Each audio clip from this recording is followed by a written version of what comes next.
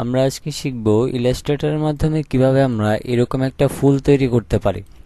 তো এই ফুলটা তৈরি করার জন্য আমাদের এখান থেকে বিভিন্ন প্রকার টুল ব্যবহার করা লাগবে, যে টুলসগুলি আমরা যদি শিখে নিই তাহলে আমাদের ইলাস্ট্রেটরের ক্ষেত্রে অনেক বেশি উপকার হবে এবং আমরা কিন্তু এই টুলসগুলি ব্যবহার করে আরও অনেক কিছু করতে পারবো।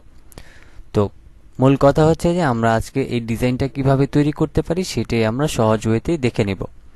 তো চলুন শুরু করে দিচ্ছি। সর্বপ্রথম হচ্ছে আমরা এদিক থেকে লাইন সেগমেন্ট টুলটাতে যাব।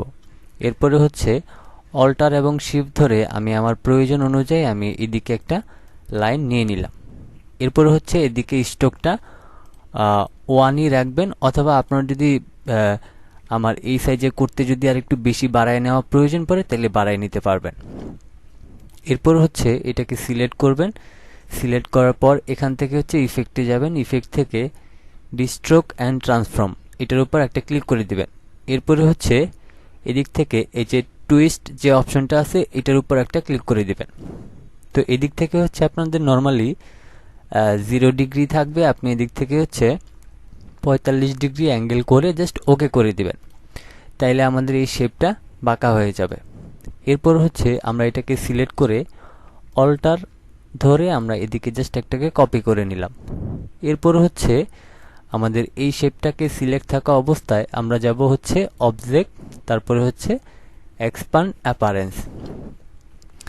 এরপরে হচ্ছে আমরা এটাকে সিলেক্ট করে রাইট বাটন ক্লিক করে ট্রান্সফর্ম দেন রিফ্লেক্ট আমরা এদিক থেকে ভার্টিক্যালি রেখে জাস্ট ওকে করে দিব। এরপরে হচ্ছে আমরা এই দুইটাকে একসাথে সিলেক্ট করব। সিলেক্ট করার পর আমরা এদিক থেকে এই অ্যালাইন অপশনে ক্লিক করব। এরপরে হচ্ছে আমরা এদিক থেকে হরিজন্টাল অ্যালাইন সেন্টারে ক্লিক করব অ্যান্ড দেন এদিক থেকে হচ্ছে আমরা ভার্টিক্যাল অ্যালাইন সেন্টারে ক্লিক করব। তাইলে আমাদের শেপটা ঠিক এইরকম একটা পাতার মতো হয়ে যাবে। এরপরে হচ্ছে আমরা সম্পূর্ণটাকে সিলেক্ট করে আমরা হচ্ছে যাব হচ্ছে অবজেক্টে, তারপরে হচ্ছে আমরা ব্ল্যান্ডে যাব। ব্ল্যান্ড থেকে হচ্ছে আমরা এই মেক অপশনে যাব। তাইলে অটোমেটিক্যালি দেখেন আমাদের এইদিকে দুইটা পাতা কিন্তু তৈরি হয়ে গেল। এরপরে হচ্ছে আমরা এডিট থেকে হচ্ছে আমরা হচ্ছে আবারও সিলেক্ট করে নিচ্ছি। এডিট থেকে হচ্ছে কপি, আবার এডিট থেকে পেস্ট ইন ফন্ট। এরপরে হচ্ছে আমরা এদিক থেকে হচ্ছে শিফট ধরে এটাকে ঘুরায় নিলাম। এরপরে এখন এই সম্পূর্ণটাকে সিলেক্ট করে আমরা আবারও যাব হচ্ছে copy then paste in font. এরপরে হচ্ছে আমরা শিফট ধরে আমরা এটাকে আবারও ঘুরায় নিলাম। তো দেখেন আমরা সহজেই কিন্তু একটা ফুল তৈরি করে ফেললাম এরকম স্ট্রোক দিয়ে।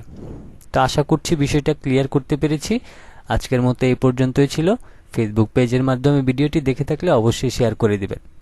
সবাই ভালো থাকবেন, সুস্থ থাকবেন। আল্লাহ হাফেজ।